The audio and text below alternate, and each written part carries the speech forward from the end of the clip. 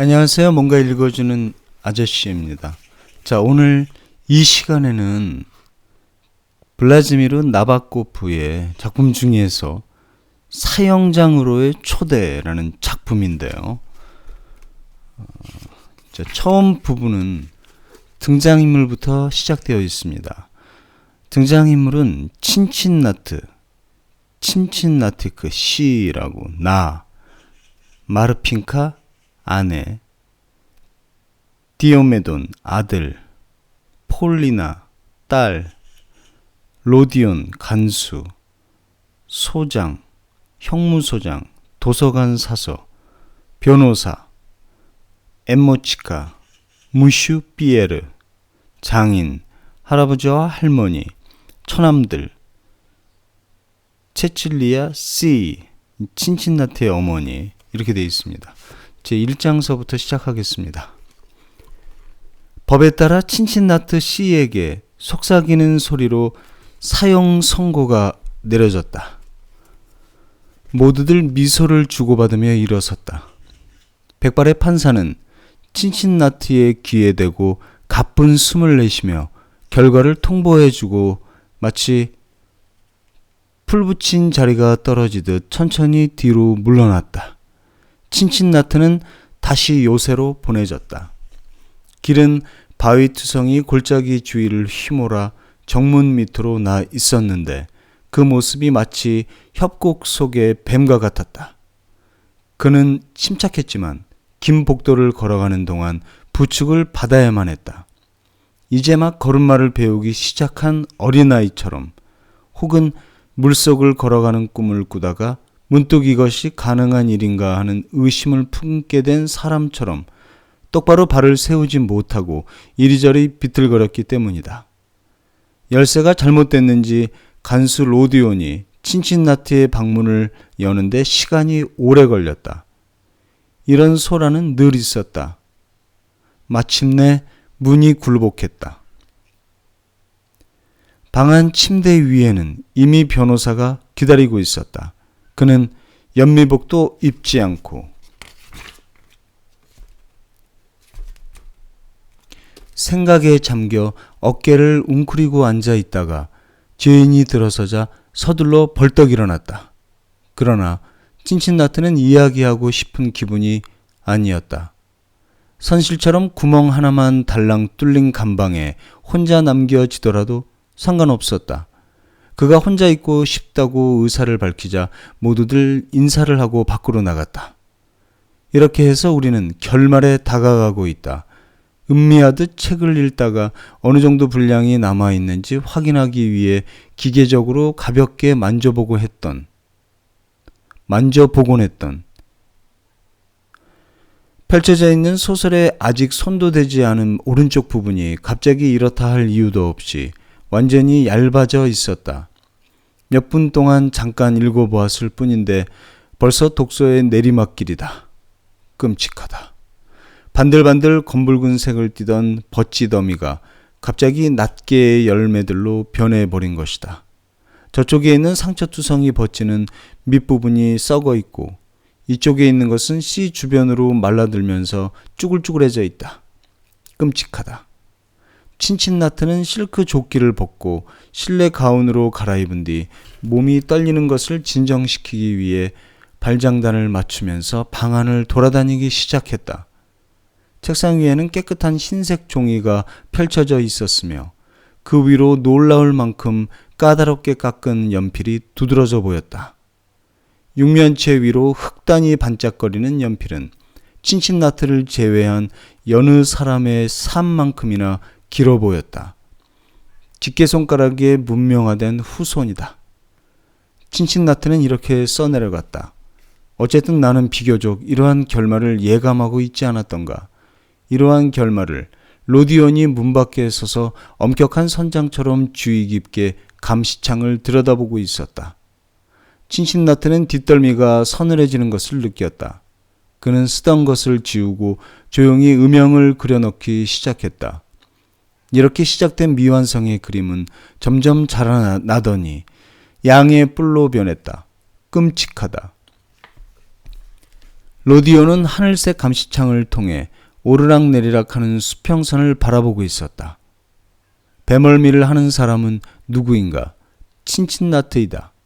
그는 갑자기 땀을 흘리기 시작했고 눈앞이 캄캄해지면서 머리카락이 쭈뼛 서는 것 같은 느낌을 받았다.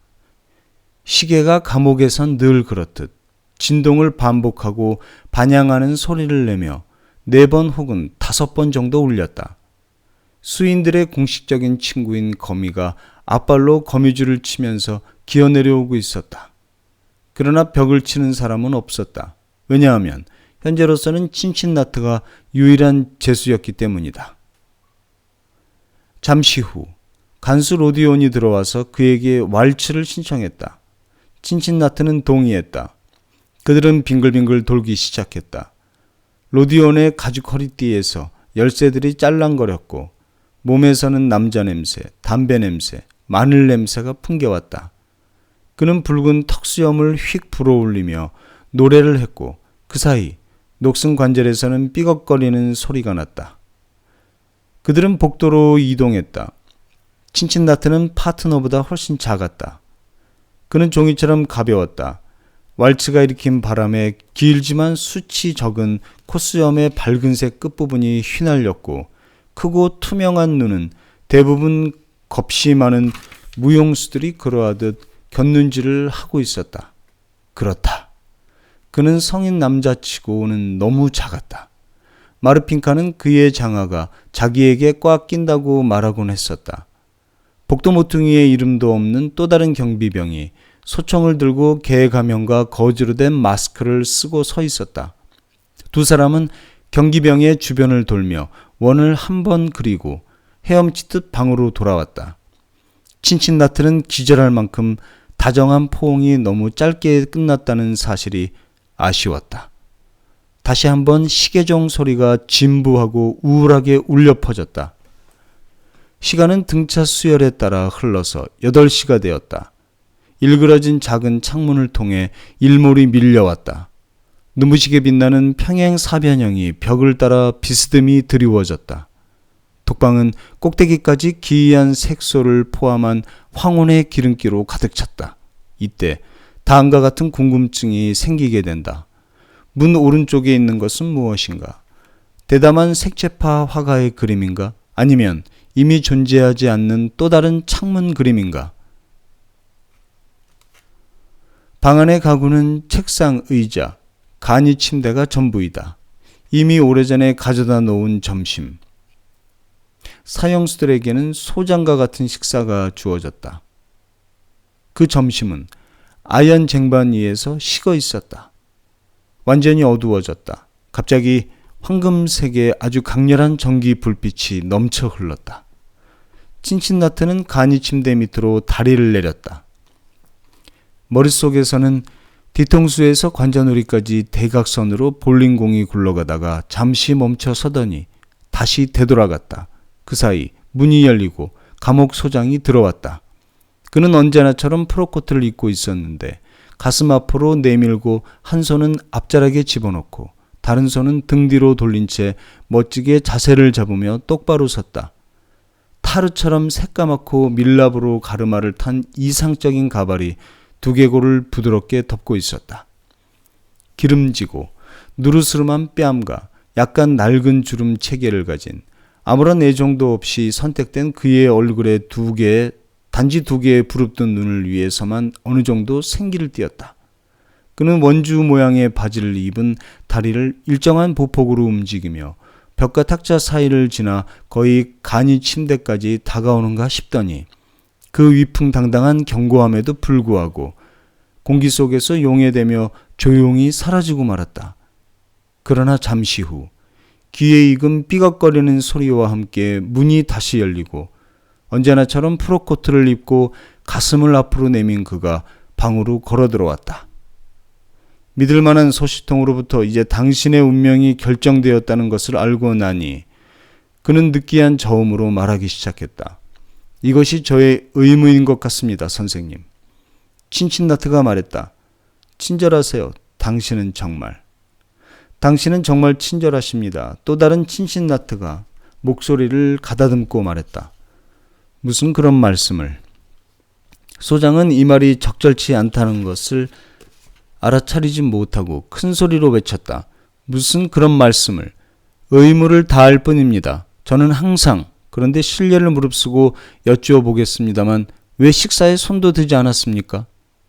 소장은 굳어버린 스튜 접시의 덮개를 열고 자신의 민감한 코로 가져갔다. 그는 두 손가락으로 감자를 집어들고 힘차게 씹어먹기 시작했는데 그러면서도 눈썹을 찡긋거리며 다른 접시 위에 또 먹을 게 있나 하고 벌써부터 고르는 눈치였다. 당신이 얼마나 더 좋은 음식을 원하는지 모르겠군요. 그는 불만스러운 듯 중얼거리며 푸딩을 좀 더 편하게 먹기 위해 커프스를 걷어올리고 탁자에 앉았다. 친친나트가 말했다. 어쨌든 이제 내게 얼마만큼의 시간이 남아있는지 알고 싶습니다. 정말 훌륭한 소스군요. 그런데 당신은 얼마만큼의 시간이 남아있는가에만 관심이 있다는 것이지요. 유감스럽지만 저도 모릅니다. 항상 마지막 순간에 알려주기 때문에 저도 여러 번 불평을 했습니다. 관심이 있으시다면 주고받은 편지를 모두 보여줄 수도 있어요. 그렇다면 내일 아침이 될 수도 있겠네요. 친친나트가 물었다. 관심이 있으시다면. 소장이 말했다. 이 음식들은 정말 맛있고 푸짐하군요. 제가 해드릴 수 있는 말은 이것뿐입니다. 이제 담배를 한 대 권해도 되겠습니까? 두려워 마십시오. 이것은 많아야 마지막에 하나 남은 것일 뿐이니까요. 그가 재치 있게 덧붙였다. 내가 이렇게 물어보는 것은, 친친나트가 말했다. 내가 이렇게 물어보는 것은 호기심 때문이 아닙니다. 사실 겁쟁이들은 항상 호기심이 많지요. 하지만 단언하건대 오한이나 그런 것들을 통제할 수 없다 하더라도 그건 별거 아닙니다. 기수가 말의 떨림에 책임이 있는 것은 아니니까요. 나는 언제인지를 알고 싶습니다. 왜냐하면 사형 선고는 정확한 사형 집행 시간을 알려주는 것으로 보상해야 하기 때문이지요. 대단한 사치처럼 보이지만 당연한 겁니다. 자유롭게 살아가는 사람들만이 견디어낼 수 있는 무지의 상태에 나는 놓여 있습니다. 그리고 그것 말고도 내 머릿속에는 시작되었다가 각기 다른 시간에 중단된 일들이 많습니다. 만약 형 집행까지의 기간이 그 생각들의 조화로운 완성을 위해 충분치 않다면 나는 생각은 그만하려고 합니다. 이것이 이유입니다. 제발 그만 중얼거리세요. 소장이 신경질적으로 말했다. 첫째, 그것은 규칙에 어긋나는 일입니다. 그리고 둘째, 알기 쉬운 러시아어로 다시 한번 말씀드리는데 저는 모릅니다. 알려줄 수 있는 것은 단지 당신의 인연이 도착하기를 하루하루 기다리고 있다는 사실뿐입니다. 그는 도착하면 휴식을 취하면서 주변 환경에 적응해 가겠지만 만약 자신의 도구를 가져오지 않는다면 다른 도구를 시험해 보아야 할 것입니다. 그런데 담배가 너무 독하지 않습니까? 아니요. 친친나트는 자기 담배를 무심히 바라보며 대답했다. 그러니까 법에 따르면 당신이 아니라 도시 관리자의 의무라는 말처럼 들리는군요. 우리가 잠시 이야기를 나누어 보았지만 앞으로도 기회는 있을 겁니다. 소장이 말했다.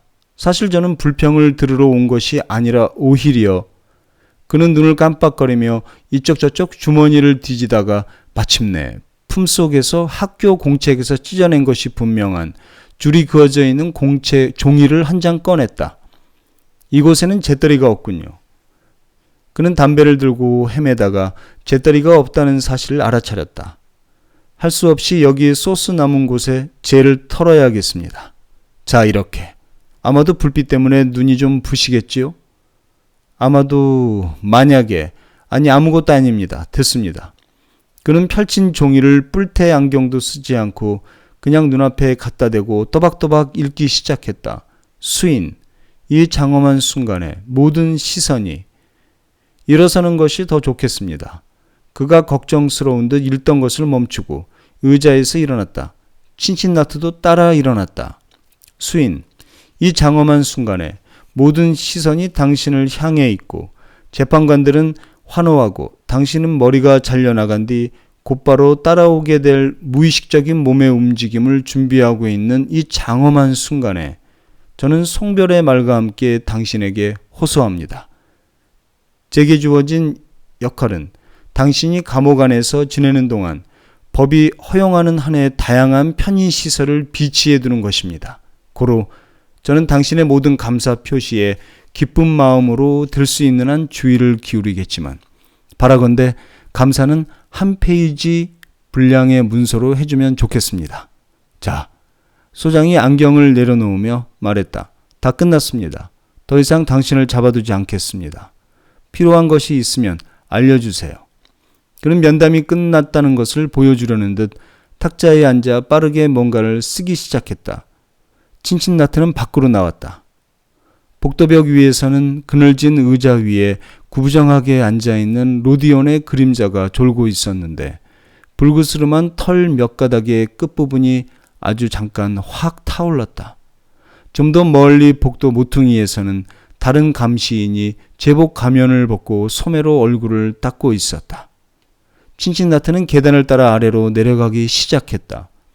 돌계단은 미끄럽고 비좁았으며 손에 잡히지 않는 환영 같은 난간이 나선형으로 이어져 있었다. 바닥까지 내려간 그는 다시 복도를 따라 걸어갔다. 거울에 비친 것처럼 글자가 뒤집어진 사무실이라는 팻말이 달린 문이 활짝 열렸다. 달빛이 잉크 속에서 반짝거렸고 책상 밑에서는 쓰레기통이 미친 듯이 부스럭거리고 덜컹거렸다. 아마도 그 안에 쥐가 빠져있는 모양이다.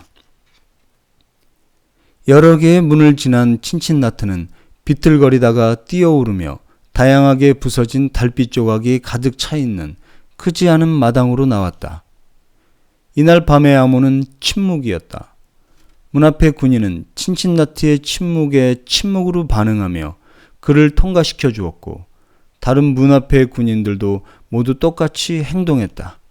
그는 안개가 자욱한 거대한 요새를 뒤로 한 채 이슬에 젖은 가파른 잔디밭을 따라 아래로 미끄러져 내려가다가 계곡 사이로 난 잿빛 오솔길에 도달했으며 주도로의 커브에서 두세 번 길을 건넜다.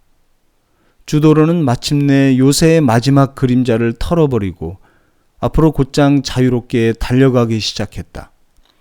친친나트는 말라버린 강 위를 다리를 건너 도시 안으로 들어섰다. 그는 언덕 위로 올라갔다가 사도바야 거리를 따라 왼쪽으로 방향을 돌려 회색꽃으로 뒤덮인 관목숲 옆으로 빠르게 지나갔다. 어딘가에서 창문 불빛이 깜빡거렸다. 어느 담장 너머에서는 개가 쇠사슬 소리를 내고 있었지만 짖지는 않았다. 산들바람은 전력을 다해 도망자의 드러난 목을 시원하게 해주었다. 가끔씩 밀려오는 향기가 타마린 정원이 가까이 있음을 말해주고 있었다. 그는 이 정원을 얼마나 잘 알고 있었던가. 당시 신부였던 마르핀카는 그곳에서 개구리와 오월의 두꺼비를 보고 두려워했었다. 그곳은 친친나트가 삶이 견디기 힘들 때 찾아가 입안 가득 라일락을 죽이 되도록 씹으며 눈물을 흘리던 곳이다. 녹색의 어린 풀로 뒤덮인 그곳, 구릉들, 연못의 나른함, 멀리서 오케스트라가 둥둥거리는 소리. 그는 도시의 자랑거리인 고대 공장의 폐허를 지나고 소근거리는 보리수 숲을 지나고 누군가의 명명일을 영원히 기념하는 듯 축제 분위기에 사로잡힌 전신국 노동자들의 흰색 별장도 지나서 마튜흰 거리를 따라가다가 방향을 돌려 텔레그라프 거리로 나왔다. 여기서부터 좁은 길은 산으로 이어지고 있었고 보리수 숲은 다시 억눌린 소리를 내기 시작했다. 두 남자가 작은 공원의 어둠 속에서 벤치라고 생각되는 곳에 앉아 조용히 대화를 나누고 있었다. 아무래도 그가 잘못한 것 같다. 한 남자가 말했다. 다른 남자가 알아듣기 어렵게 대답했고 두 사람은 한숨을 내쉬는 것 같았는데 그 소리는 나뭇잎들의 사그락거림과 자연스럽게 뒤섞였다. 친친나트는 육면체 모양의 머리를 하고 다리는 붙어있는 눈사람을 닮은 유명한 시인의 동상이 달을 지키고 있는 둥근 광장으로 뛰어나왔다. 그는 조금 더 달려서 자신의 거리에 도착했다. 오른쪽으로 똑같이 생긴 집들 벽에 달빛에 비친 나뭇가지들이 다양한 그림을 그려놓고 있었는데 친친나트는 그림자의 모양과 창문 사이 벽에 어리는 주름만 보아도 자기 집을 알아볼 수 있었다. 위층에 있는 마르핀카 방의 창문은 어두웠지만 열려 있었다. 아이들은 아마도 메브리코 모양의 발코니에서 자고 있을 것이다. 그곳에서 뭔가 하얀 것이 어른거렸다. 친친나트는 현관 계단으로 뛰어 올라가 문을 밀치며 환하게 불이 켜져 있는 자기 방으로 들어갔다. 뒤돌아보았을 때 문은 이미 잠겨 있었다. 끔찍하다. 책상 위에서 연필이 반짝거렸다. 거미가 노란색 벽 위에 앉아 있었다. 불을 꺼주십시오. 친친나트가 외쳤다. 그를 감시하는 창문의 불이 꺼졌다. 어둠이 정적과 어우러지기 시작했다. 그러나 시계가 끼어들어 11번을 울리고 잠시 생각하더니 다시 한번 울렸다. 친친나트는 똑바로 누워서 조용히 흩뿌려져 있던 밝은 점들이 차츰 사라져가는 어둠 속을 응시하고 있었다. 어둠과 정적의 완벽한 융합이 완성되었다. 바로 그때, 단지 그제서야 친친나트 씨는 자신의 처지를 분명하게 평가해 보았다. 우선 세기가 시작할 때부터 밤마다 늘 그랬듯 검은색 벨벳을 두른 마르핀카의 얼굴, 그녀의 인형과 같은 홍조, 어린아이처럼 돌출된 빛나는 이마, 둥근 갈색 눈 위로 높이 솟아있는 듬성한 눈썹이 마치 펜던트 속에 뜬 초상화처럼 나타났다.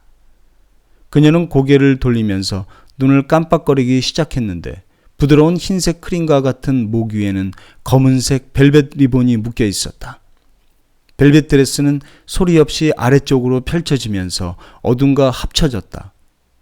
최근에 새롭게 페인트 칠을 해서 앉지 못하고 그 옆에 서 있어야 했던 피고석에 끌려가 있는 동안 그는 사람들 사이에서 그녀를 보았다. 그들의 긴장된 이마를 보았고 멋쟁이 남자들이 입고 있는 선명한 색깔의 바지와 손거울, 멋쟁이 여자들의 너울거리는 쇼를 보았지만 얼굴은 분명하지 않았다. 모든 방청객들 중 단 한 사람, 둥근 눈의 마르핀카만이 기억에 떠올랐다. 둘 다 화장을 하고 있어서 매우 닮아 보이는 변호사와 검사가 각자에게 정해진 대로 5,000 단어를 엄청나게 빠른 속도로 말했다. 그들이 교대로 말하는 동안 판사는 빠르게 주고받는 말을 따라 고개를 좌우로 돌렸고 나머지 사람들의 머리도 그와 똑같이 움직였다. 단지 마르핀카만이 약간 돌아앉아 놀란 아이처럼 움직이지도 않은 채 선명한 녹색 벤치 옆에 서 있는 친친나트를 향해 시선을 고정시키고 있었다. 고전적인 참수형의 지지자인 변호사가 별 어려움 없이 참신한 처형 방법을 생각해낸 검사에게 승리를 거두었고 판사는 사건을 마무리했다. 투명성과 불투명성이라는 단어가 마치 물방울처럼 모여들었다가 터지는 대화의 단편들이 친친나트의 귀에 울려 퍼졌고 피가 흐르는 소리는 박수 소리로 변했다. 하지만 펜턴트 속 초상과 같은 마르핀카의 얼굴은 그의 시야에 여전히 그대로 남아있다가 판사, 그가 얼굴을 너무 가까이 들이대는 바람에 커다랗고 거무스름한 코 위에 팽창된 모공들과 그중 가장 끝에 있는 모공에서 긴 털 하나가 자라나 있음을 알아볼 수 있을 정도였다. 그 판사가 축축한 목소리로 속삭일 때에야 비로소 희미해졌다. 방청객들이 친절하게 허락해준 덕분에 당신에게는 실크 해트가 씌워질 것입니다. 이 말은 법에 의해 고안된 명목상의 구절일 뿐이며 그것의 진짜 의미는 초등학생들도 다 아는 것이었다. 그런데 나는 정말 정교하게 만들어졌군. 친친나트가 어둠 속에서 눈물을 흘리며 생각했다. 내 척추뼈의 굴곡은 정말 훌륭하고 정말 신비한 계산에 따라 만들어졌다. 나는 종아리에서 살아있는 동안 아직도 달릴 수도 있을 여러 번 단단하게 휘감겨진 거리를 느낀다. 내 머리는 너무 편안하다. 몇 시인지는 알 수 없지만 30분을 알리는 시계종이 울렸다. 자, 여기까지 블라지미르 나바코프의 사형장으로의 초대 첫 번째 제1장을 읽어드렸습니다. 지금까지 뭔가 읽어주는 아저씨였습니다. 감사합니다.